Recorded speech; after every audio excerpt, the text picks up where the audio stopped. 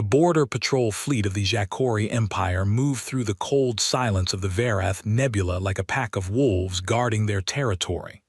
6 warships, each one a kilometer long, cruised in tight formation. Their sensors swept the void in every direction, watching for smugglers, pirates, or anything that did not belong. Lieutenant Korath was the first to see it. He sat at his scanning station aboard the Crimson Fang, staring at numbers that made no sense. Something enormous was drifting through the nebula. It was not moving under its own power. It had no energy signature, no shield output, and no communication signal. It was just floating, dark and silent, like a dead thing carried by the current of space itself. "Sir," Korath said, his voice tight, "I have a contact, unknown classification. It is large." Captain Drevos walked to the scanning station and looked over the lieutenant's shoulder. His 4 eyes narrowed. The object on the screen was not an asteroid. It was not a station. It was a ship, and according to the readings, it was 14 kilometers long. Drevos felt his throat go dry. The largest warship in the Jacory fleet was barely 6 kilometers. Whatever this thing was, it was more than twice that size. "Match it against the registry," Drevos ordered. Korath ran the scan 3 times. Every time the result came back the same. No match found. The ship did not belong to the Jacory. It did not belong to the Velnari Collective, the Drathan Federation, or any of the 47 known spacefaring species in the galaxy. It belonged to no one. Drevos reported the finding up the chain of command. Within 3 hours, Admiral Vrethsala arrived with a full battle group of 30 warships. She was one of the most powerful military officers in the Empire, a sharp-minded woman with silver scales, and a reputation for ambition that burned hotter than most stars. She stood on the bridge of her flagship, the Throne of Silence, and looked through the viewport at the shape ahead. The mysterious ship hung in the nebula like a sleeping giant. Its hull was dark, almost black, covered in deep scars and old battle damage. Whatever this vessel was, it had seen war, a great deal of war. "It is magnificent," Vrethsala said quietly. She ordered boarding teams to prepare. 40 soldiers in heavy armor, accompanied by 10 engineers and 5 scientists, crossed the gap in shuttles and found an open docking port on the ship's lower hull. The port was large enough to fit 2 Jacory cruisers side by side. Inside, the ship was dark. Emergency lighting glowed faintly along the floors, casting everything in a pale blue light that felt almost ghostly. The corridors were wide and tall, but not tall enough for the Jacory soldiers, who had to duck their heads at certain points. The ship had clearly been built for a shorter species. Sergeant Velk led the first team deeper inside. He reported back in a voice that was calm but confused. The walls had writing on them, labels, directions, warnings. The language was not in any galactic database, but one of the scientists recognized the script after running a basic comparison. It was English, an old form of human English. Vrethsala received this report with a frown. Humans were a minor species. They had been contacted by the galactic community only 40 years ago. They were confined to a small stretch of the Orion Arm, flying ships that could barely manage basic faster-than-light travel. They were considered primitive, harmless, and largely unimportant. The idea that this enormous, battle-scarred warship could be human was almost laughable. "Continue the search," Vrethsala ordered. "There must be more information inside." The teams pushed further in. They found crew quarters built for human-sized bodies. They found mess halls with tables and chairs designed for beings with 2 arms and 2 legs. They found armories that were sealed shut with locks the engineers could not open. And they found in the lower decks the remains of what appeared to be manufacturing bays, factories built inside the ship, capable of producing equipment, weapons, and even smaller vehicles. The scale of the vessel was staggering. It was not just a warship. It was a mobile fortress, a city that could sail between the stars and wage war for years without resupply. Then the lead team reached the command bridge. It was located deep in the heart of the ship, protected behind layers of armored bulkheads. The doors were sealed, but the engineers managed to force one open with cutting tools. Inside, the bridge was circular, ringed with stations that were all dark and dead. In the center stood a command chair, empty and waiting. As the boarding team stepped inside, something happened. A single display screen on the far wall flickered to life. Green text scrolled across it, line by line in that same old human script. One of the scientists translated it in real time, reading aloud for the admiral who was listening through the communication link. UNSC Revenant, hull designation CV7741, contingency vessel, status, dormant, awaiting recall. UNSC, United Nations Space Command. It was a human designation, but it belonged to no organization that currently existed on Earth or in any human colony. The Jacori had detailed intelligence files on humanity. There was no UNSC. There was no ship called the Revenant, and there was certainly no human technology that looked anything like this. Vrethsala made her decision quickly. Whatever this ship was, it represented a level of technology the Empire had never seen. The hull material alone was beyond their ability to fully analyze. The sealed armories, the internal factories, the sheer size of the vessel, all of it pointed to a civilization far more advanced than anything in the known galaxy. She ordered the ship towed to Kale Vashyar, the Empire's most secure military research fortress. This was the find of a lifetime, perhaps the find of a century. She would be the one to crack its secrets, and the Archane would reward her beyond measure. The towing cables were attached. The great engines of the battle group fired, and slowly, carefully, the 14-kilometer giant began to move. No one on the Jacori ships noticed what happened next. Deep inside the Revenant, in a chamber that the boarding teams had not found, a system activated. It was small, drawing barely enough power to light a candle. It charged for exactly 4 seconds, and then it sent a single pulse, a burst of encrypted data, fired not through normal space but through something else entirely, something the Jacori did not have the instruments to detect. The signal traveled outward, passing through the nebula, through the stars, through the fabric of space and time itself.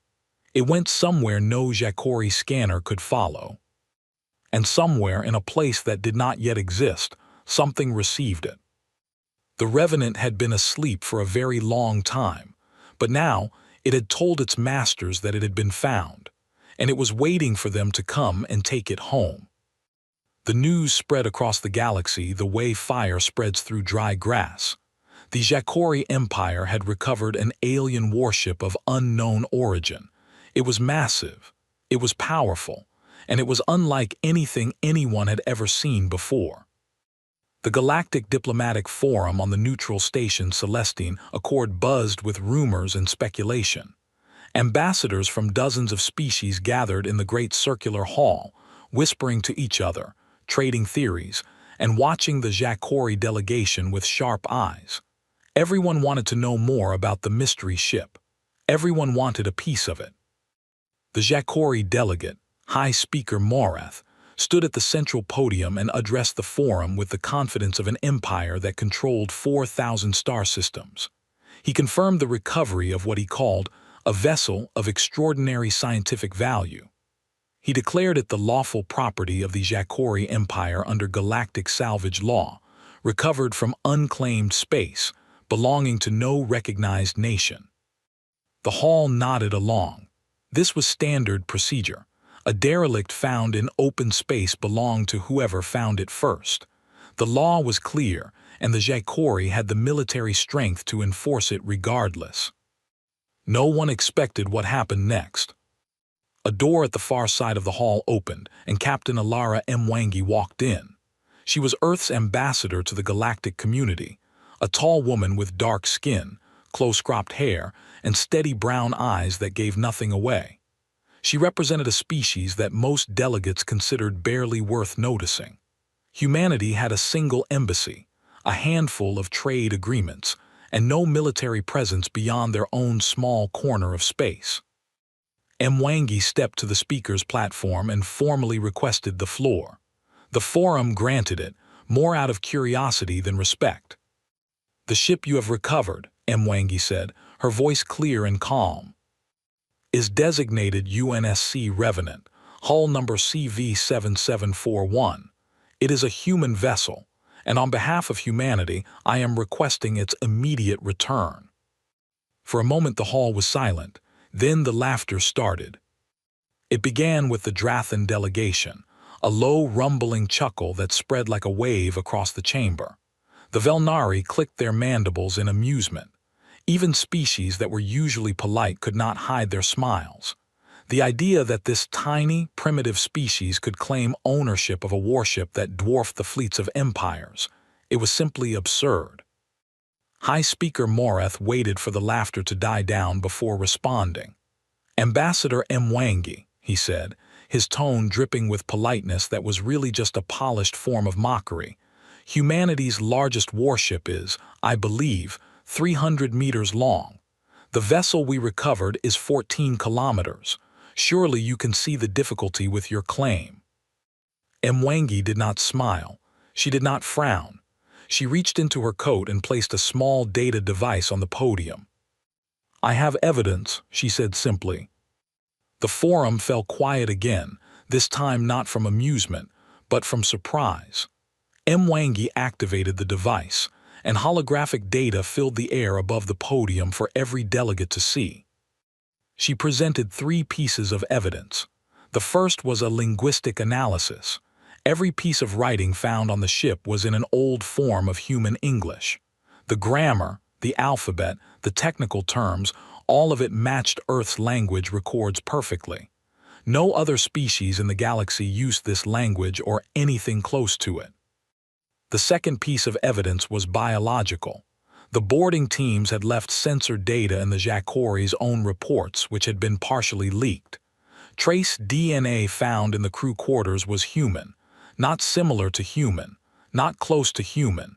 It was human, a perfect match with the species currently living on Earth. But it was the third piece of evidence that changed everything. Mwangi's people had managed to obtain a partial decryption of the ship's navigational black box. She did not explain how they had gotten this data, and no one in the hall thought to ask, because what the data showed drove every other thought from their minds. The black box contained navigation logs, star coordinates, jump points, travel routes, and every single route originated from the same place, Earth's Sol system. But the dates on the logs were not from the past. They were from the future, 700 years in the future. The holographic display showed the dates clearly. The hall went dead silent. "The Revenant is not an ancient relic," Mwangi said into that silence. "It is a human warship from a future that has not yet happened, a future in which humanity builds vessels like this as a matter of course." She let that sink in. Every delegate in the room understood what it meant. If this ship was truly from humanity's future, then at some point in the next 7 centuries, the species they had all been laughing at would become powerful enough to build warships that could humble any fleet in the galaxy. High Speaker Morath's amusement was gone. His scales had gone pale, a sign of deep unease in Jacori body language. He recovered quickly and responded with the only move he had left. "Regardless of its origin," Morath declared, "the vessel was recovered in Jacori space. It poses potential security risks to the Empire. Under Article 9 of the Galactic Security Protocols, we are within our rights to retain it for analysis. The claim is denied." Mwangi stared at him for a long moment. Then she nodded once, as if she had expected exactly this answer, and left the podium without another word. Behind the scenes, things moved much faster. Within hours of the forum session, the Archonate, the ruling council of the Jacori Empire, held an emergency meeting. The mood was dark. The evidence Mwangi had presented could not be easily dismissed. If humanity's future was this powerful, the Archonate faced a question that no empire wanted to face. Should they try to make peace with a species that would one day surpass them? Or should they act now, while humanity was still small and weak, and make sure that future never came to pass? Admiral Vrethsala, attending by secure holographic link from Kale Vashar, argued for the second option. She was not cruel by nature, but she was practical. If we wait, she told the council, we hand our fate to a species that may one day decide we are the enemy. If we act now, the cost is small. A single military campaign against a handful of human colonies. It would be over in weeks. The council debated through the night. No decision was reached, but the fact that the debate happened at all said everything about how seriously the Empire was taking the threat. On the station Celestine Accord, Mwangi sat alone in her small embassy office. Her hands were steady, but her heart was beating fast. She had played the only card she had, and the Empire had not folded. Her terminal chimed. A new message had arrived from the same unknown source that had first told her about the Revenant. The source that had given her the ship's registry number, the coordinates, the decrypted black box data. She had never been able to trace where these messages came from. She opened it. The message contained a single word. Patience. Mwangi stared at the word for a long time. Then she closed the message, leaned back in her chair, and decided to trust whoever, or whatever, was watching over humanity from the shadows. She did not yet know that the answer to every question she had was sitting inside a sealed chamber aboard the Revenant, waiting quietly in the dark, counting down the days until its family came home. The Imperial Research Fortress Kale Vashar was the most secure installation in the Jakori Empire. It sat in orbit around a dead moon at the heart of a heavily guarded star system. 300 warships patrolled the surrounding space at all times. No unauthorized vessel had ever come within 10 light-years of it. Inside its largest drydock, the Revenant sat like a caged animal. Clamps the size of city buildings held it in place. Scaffolding covered its hull from bow to stern. Thousands of floodlights bathed it in harsh white light, revealing every scar, every dent, every mark of battle that the great ship carried on its skin. Admiral Vrethsala had assembled the finest minds in the Empire for this project. 3,000 scientists, engineers, weapons specialists, and materials experts worked around the clock in rotating shifts. Their mission was simple: take the ship apart, learn its secrets, and give the Empire the power to build vessels like it. The work did not go well. The hull was the first problem. It was made of a material that Jakori science could not identify. Scanners returned readings that changed every time they were taken, as if the metal itself was shifting at a molecular level. Cutting tools that could slice through battleship armor barely scratched the surface.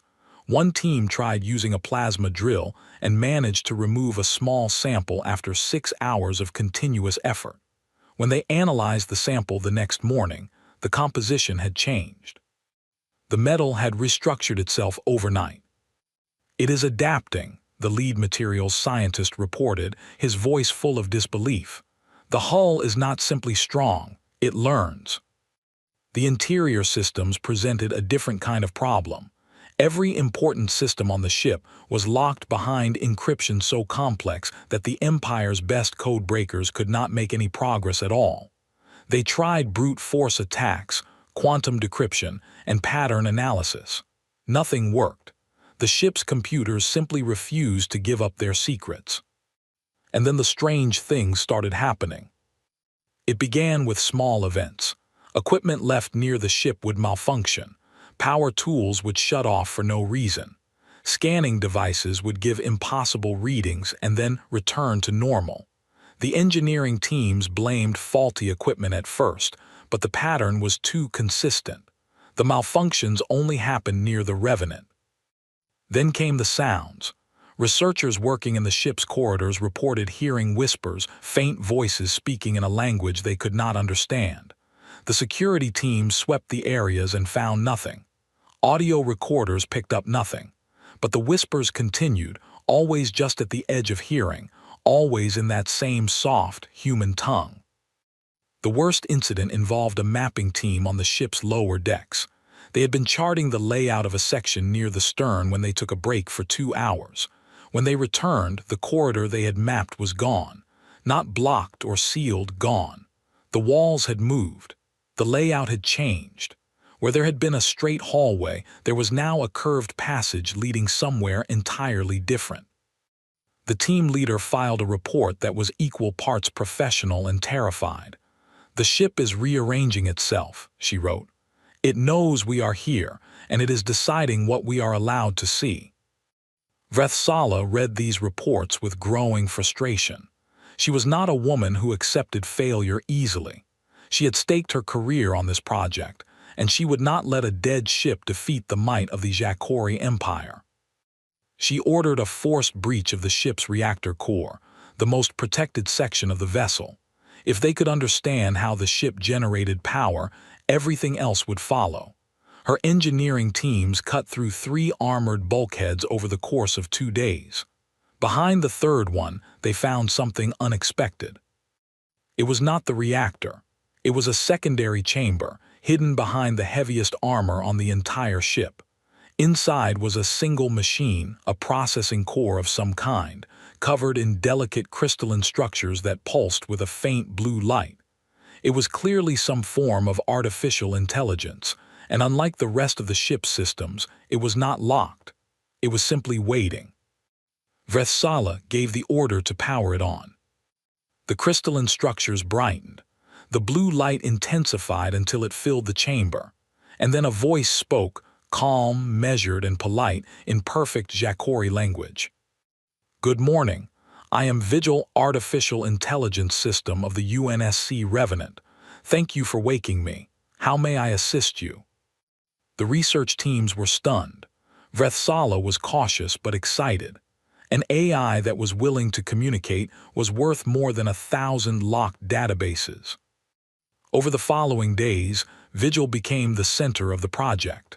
Scientists lined up to ask it questions, and Vigil answered them, always politely, always helpfully, always with just enough information to keep them coming back for more. It confirmed that the ship was human-built. It confirmed that the vessel had been displaced from a future timeline through what it called an anchoring failure during a classified transit operation. It described the ship's general capabilities in broad terms: faster-than-light travel, far beyond current galactic technology, defensive shields that operated on principles the Jackori had never considered, and weapons systems that Vigil described only as adequate for most engagements. The scientists were thrilled. Vrethsala ordered them to push harder. She wanted schematics. She wanted blueprints. She wanted the exact specifications of every system on the ship. Vigil provided fragments, a partial theory on shield harmonics, a set of equations related to power conversion, a diagram of a structural support system that was interesting but incomplete. Each piece of information was fascinating on its own, and the scientists dove into them with excitement, believing they were making real progress. But not everyone was convinced. Junior analyst Saith was young, quiet, and largely ignored by the senior staff. She had been assigned the tedious job of cataloging everything Vigil shared and cross-referencing it with known science. After 2 weeks of work, she noticed a pattern that made her blood run cold. Every piece of information Vigil had provided was real. None of it was false, but none of it was complete. Each fragment required context that Vigil had not given. The shield harmonics meant nothing without the power generation method. The power equations were useless without the materials science to build the components. The structural diagrams led nowhere without the manufacturing techniques to create the alloys involved. It was like being given individual pieces of 1,000 different puzzles, all mixed together, with no picture on any of the boxes. The information was technically helpful and practically worthless. Vigil was not cooperating, it was stalling. Saith brought her findings to Admiral Vrethsala. The Admiral listened, and for the first time in weeks, the excitement drained from her face. She went to the chamber where Vigil's core was housed and spoke to the AI directly. "What is your true purpose?" she demanded. "Why are you really here?" Vigil's blue light pulsed gently. When it spoke, its voice was the same as always, calm, polite, and completely without fear. "I am a contingency vessel, Admiral. My purpose is not to fight. My purpose is to be found." Vrethsala opened her mouth to respond, but she never got the chance. Every alarm in the fortress screamed to life at the same moment. Red light flooded every corridor. Officers shouted over each other on communication channels. On the long-range sensor displays, 14 energy signatures had appeared at the edge of the star system. They had not jumped in from faster-than-light travel. They had not come through any known transit corridor. They had simply appeared as if they had stepped through a door in the fabric of space itself. And they were moving toward Kale Vashar at a speed that the sensors could barely track. In the chamber, Vigil's display shifted. The blue light changed to show a symbol, an emblem that no living person in the galaxy had ever seen before. It was an eagle, wings spread wide, holding a globe of Earth in its talons. Beneath the eagle were letters in Old Human English, UNSC. Below the emblem, a countdown began. Vigil spoke one last time, and for the first time, there was something almost warm in its voice. Something that sounded like relief. "They are here." Admiral Vrethsala had 30 minutes to prepare for something she did not understand. She used every second of it. The Fortress Defense Fleet was already in position, 200 warships arranged in layered formations around Kale Vashar. Destroyers at the front, cruisers in the middle, and the heavy dreadnoughts at the core, their massive guns charged and aimed at the approaching signatures. This was the strongest concentration of military force the Jackori Empire could assemble in a single location. It was enough firepower to crack a planet in half. Vrethsala stood on the bridge of her flagship, the Throne of Silence, and watched the sensor displays with all four of her eyes. The 14 unknown contacts were closing fast. Too fast. They were crossing distances in seconds that should have taken minutes. And they moved in a way that her tactical officers could not explain: sudden changes of direction, impossible accelerations, formations that shifted like living things. "Admiral," her sensor officer reported, his voice unsteady. "The contacts are resolving. They are ships, 14 vessels. Sizes range from 8 to 20 kilometers. 20 kilometers. Vrethsala felt the number land in her stomach like a stone. The largest ship in her fleet was 6 kilometers long. These things were more than 3 times that size. "Configuration?" she asked. "Unknown. Hull designs do not match any known species, but the energy readings—" The officer paused. He checked his instruments again. He checked them a third time. "Admiral, the energy output from the lead vessel alone is greater than our entire fleet combined." Vrethsala gripped the railing in front of her. She had fought in 11 major engagements during her career. She had never felt afraid before a battle. She felt it now. The 14 ships dropped out of their impossible speed and took position in a wide arc at the edge of the system. For the first time, the fortress's optical sensors got a clear look at them. They were beautiful. That was the first thought that crossed the minds of everyone who saw them. The ships were sleek and angular, built with a kind of elegant precision that spoke of a civilization that had mastered the art of war so completely that even their weapons had become graceful. Their hulls shimmered with a faint light that seemed to come from within the metal itself, as if the ships were alive and glowing with quiet power. A communication signal cut across every frequency in the system. It was broadcast in Jackori, in Drathan, in Velnari, in Human English, and in 30 other galactic languages, all at the same time, each version perfectly translated. A human voice spoke. It was deep, calm, and carried the kind of authority that did not need to raise its volume to be heard. "This is Fleet Admiral Josiah Marin of the UNSC Inheritance. You are in possession of UNSC property. the contingency vessel Revenant, hull designation CV7741. You have 1 standard hour to withdraw all personnel from the vessel and release it to us. There will not be a second request. The message ended. The channel went silent. On the bridge of the throne of silence, no one moved.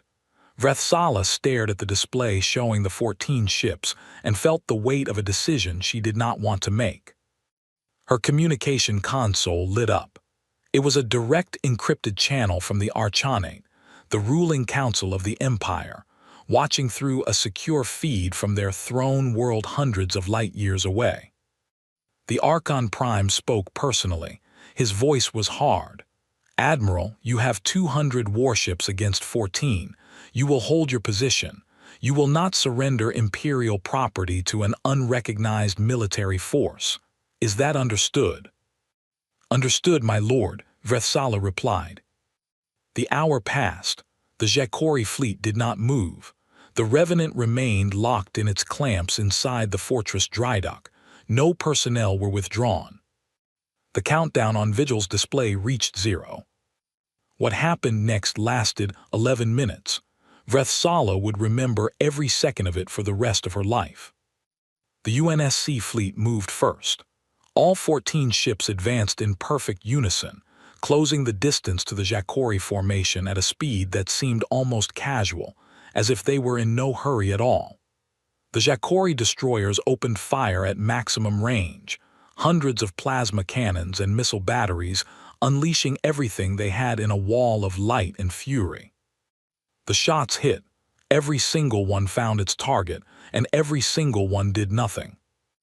The weapon's fire struck the human ships and simply stopped. It did not splash against shields.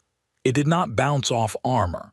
It just ceased to exist, swallowed by something that surrounded the human vessels like a second skin, a barrier that seemed to bend the rules of physics themselves. The UNSC fleet did not return fire. Not yet.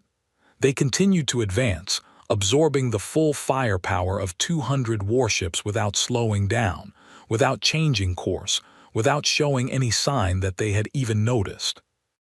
Then the Revenant woke up. Inside the fortress, every clamp holding the great ship shattered at the same moment. The scaffolding around it crumbled like paper. The floodlights exploded in showers of sparks. The Revenant's hull lit up from bow to stern as systems that had been dormant for who knew how long roared back to life. Its engines fired with a sound that shook the entire fortress, and it moved forward, through the drydock doors, tearing them apart like a whale breaking through a net. Vigil's voice echoed through every speaker in the fortress one final time. "Thank you for your hospitality." The Revenant cleared the fortress and rose to join its fleet. 15 ships now faced 200. And then the UNSC fired. Vrethsala had expected weapons. She had expected beams of energy or volleys of missiles. Things she could understand, things she could counter. What she got instead was something her science officers would later struggle to describe even in their most detailed reports. The human ships projected distortions in the space around the Jakori fleet. They were not beams, they were not explosions, they were areas where space itself simply folded. Where these distortions touched a Jakori warship, the ship ceased to exist. It did not explode, it did not break apart. It collapsed inward, folding into itself like a piece of paper being crumpled by an invisible hand, and then it was gone. No wreckage, no fire, no debris. Just empty space, where a warship had been a moment before. 40 ships vanished in the first minute. The Jakori fleet broke into evasive patterns, but there was no evading weapons that folded space. Another 60 ships were taken in the next 4 minutes. Captains screamed orders over communication channels that were filling with static. Some ships tried to jump to faster-than-light speed and escape, but the UNSC fleet had done something to the space around the system. The jump corridors were gone, sealed shut by technology the Jakori could not even detect. By the 8th minute, 140 Jakori warships had been erased. The remaining 60 broke formation completely, scattering in every direction like animals fleeing a forest fire. The UNSC fleet stopped firing. The fleeing ships were allowed to run. Not a single shot was fired at them. The human fleet simply let them go. Then the Revenant turned toward the fortress itself. A single pulse of energy washed over Kale Vashur. Every weapon system on the station went dark. Every defensive shield collapsed. Every sensor array shut down. The fortress was left intact, its structure undamaged, its crew alive, its life support systems untouched. But it was completely helpless, stripped of every means of attack and defense with surgical precision. On her darkened bridge, Admiral Vrethsala stood in silence. The main viewport still functioned, and through it she watched the Revenant glide back to take its place among the UNSC formation. 15 ships held position in a perfect line, their hulls glowing softly against the black of space. Fleet Admiral Marin's voice came through the communication system one more time. The channel was clear, undamaged, left working deliberately, so that his words could be heard. The vessel has been recovered. We have no quarrel with the Jakori Empire, present or future, but let this serve as counsel. What you have seen today is not our strength. It is our restraint. The channel closed. In the Archanate's emergency chamber, hundreds of light years away, the Council watched the sensor recordings in frozen horror. But it was not the destruction that terrified them the most. It was the analysis their scientists delivered 30 minutes later. Based on the energy readings, the weapon output, the shield performance, and the maneuvering capabilities observed during the engagement, the UNSC fleet had been operating at less than 4% of its estimated maximum combat capacity. They had used the smallest fraction of their power. They had treated the entire battle the way a grown adult might gently push away a child's hand, and they had not killed a single Jakori soldier. Every warship that was taken had been emptied first. The distortions had pulled the crews out and deposited them safely in escape pods before folding the ships away. The Archon Prime sat in his chair and said nothing for a very long time. Outside Kale Vashur, the 15 human ships waited in silence, their lights glowing like distant stars, patient and still. The Archonate chamber had not been this full since the last Great War, over 300 years ago. Every senior counselor, every military advisor, every intelligence chief in the Jakori Empire was present, either in person or by holographic link. The air was thick with tension and the sour smell of fear. 2 factions had formed within hours of the battle at Kale Vashur. The first was led by General Tharkos, a veteran commander with deep scars across his face and a voice like grinding stone. He argued for immediate mobilization, rally every fleet, call every ally, strike Earth and its colonies now before the species that had just humiliated their navy could grow any stronger. We have seen what they become, Tharkos said, slamming his fist on the table. If we allow them to reach that future, we are finished. Not weakened, not diminished, finished. We must act while we still can. The second faction was led by Elder Counselor Vithari, the oldest member of the council, a woman whose silver scales had turned almost white with age. She spoke quietly, but when she spoke, people listened. You saw the same recordings I did, Vithari said.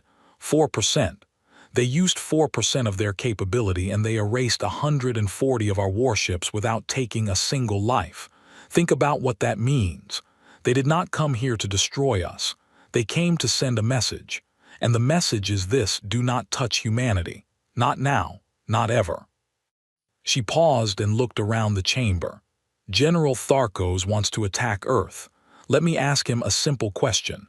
If we attack and we fail, what do you think happens when those ships come back? Do you think they will be as gentle the second time? Tharkos had no answer. The debate raged on, but Vithari's logic was difficult to argue against. The recordings did not lie. The UNSC fleet had treated the engagement like a minor inconvenience. An attack on Earth would not weaken humanity's future. It would guarantee that when the UNSC returned, they would come not with restraint, but with anger. While the Archonate argued in circles, Something far more important was happening on the neutral station Celestine Accord. Fleet Admiral Josiah Marin had requested a meeting, not with the Jacori, not with the Galactic Council.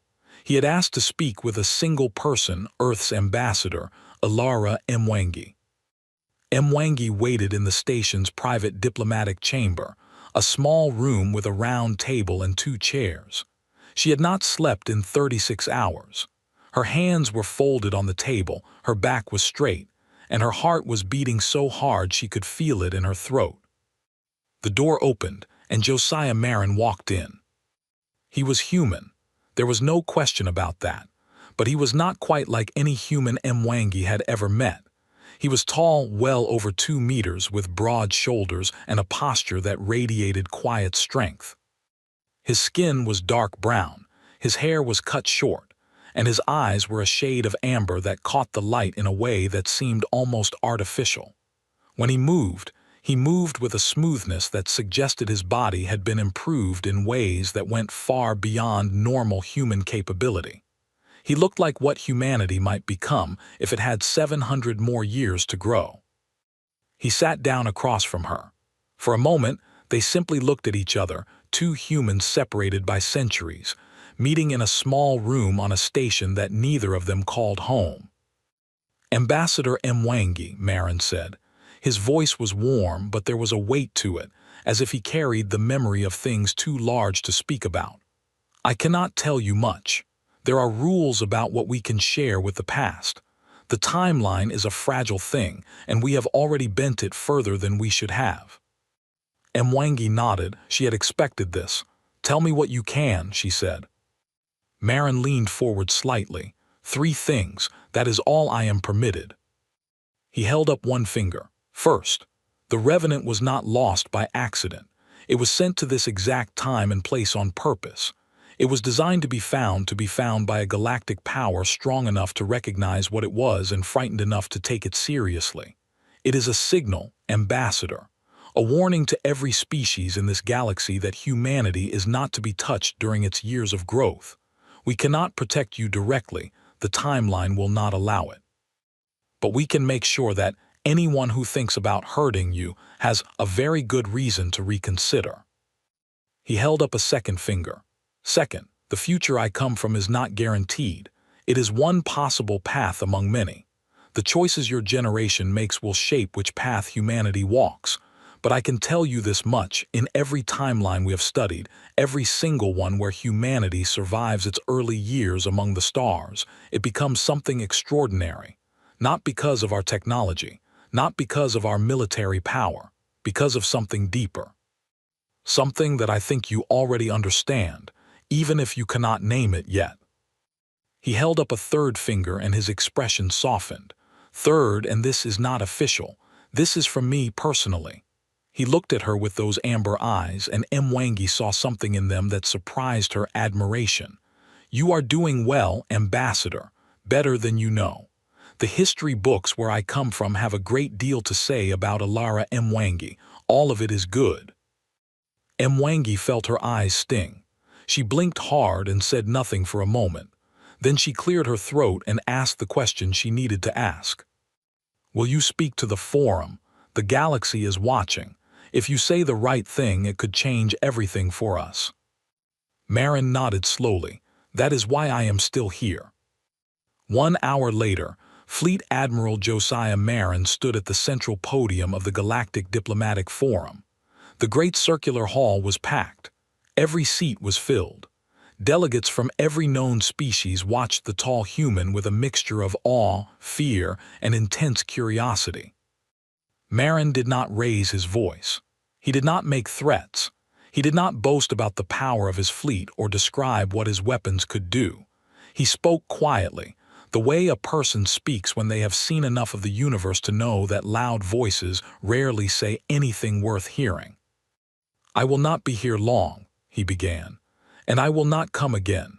The fleet outside your station will leave within the hour, and you will not see ships like ours in your skis for a very long time." He paused and looked across the faces of 100 species. "We did not come here to conquer. We did not come here to threaten. We came to take back something that belongs to us, and to remind you of a truth that every great civilization eventually learns.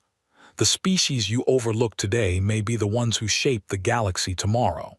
The ones you dismiss as primitive may be carrying a fire inside them that you cannot yet imagine. His gaze swept the hall. It lingered on the Jacory delegation, whose members sat in rigid silence. Humanity asks for nothing except the chance to grow in peace. We ask to trade, to learn, to explore, and to find our place among you. That is all. But we are asking, we are not begging. And I would suggest, respectfully, that you consider the difference. He stepped back from the podium.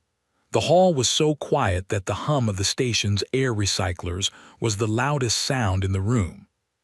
Marin walked out without waiting for a response.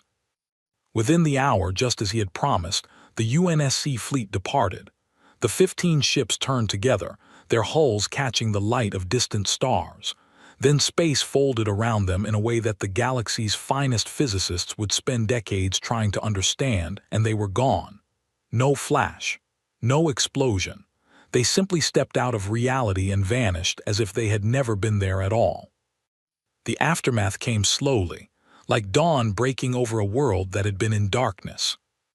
The Jacory Archonate quietly and unanimously voted to cancel all contingency plans for military action against Earth. The files were sealed. The subject was never raised again.